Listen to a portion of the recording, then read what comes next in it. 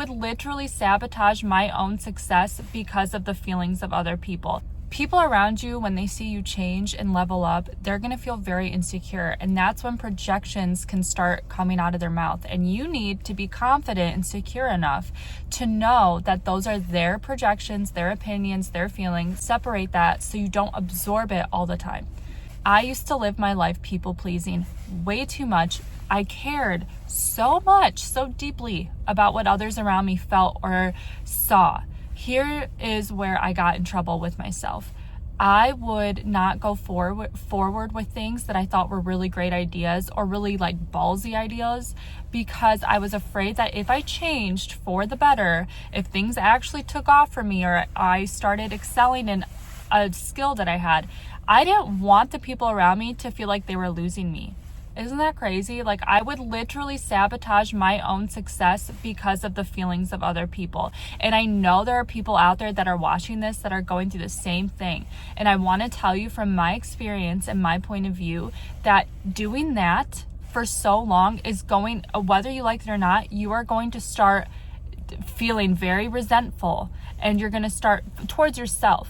You're going to start like not recognizing yourself. It's going to create havoc inside of your mind and in body, and you're not going to feel like you're in control of this path of life. And you need to know how to trust yourself, even if the people around you are like telling you it's maybe they're telling you like, oh, maybe you should wait to do this or whatever it is. If you feel intuitively and you feel like in your heart this is the right path and you are doing something good and you're excited about something, you need to basically have that relationship with yourself to be like, okay, like we're still gonna do it, thanks for your opinion, bye, and not carry that home with you, because the moment that you start absorbing everybody else's energy, it's going to mess with what you actually were thinking or wanting, and it will postpone the things that you've been trying to do for a long time. How I was I didn't want people to feel upset or like feel like I was leaving them behind. So I would be like, maybe it's not for me. Maybe you're right. Maybe I shouldn't do this.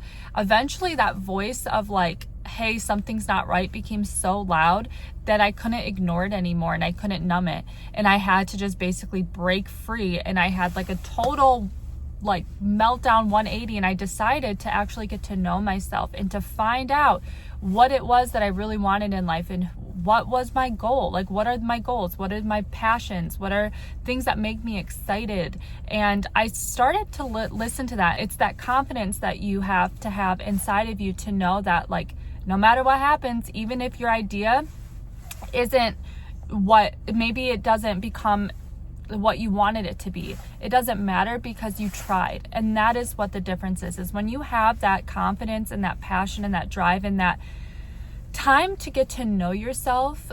When you have that, then it's okay if things don't work out exactly how you want them to, because you knew and you trusted yourself enough to try it.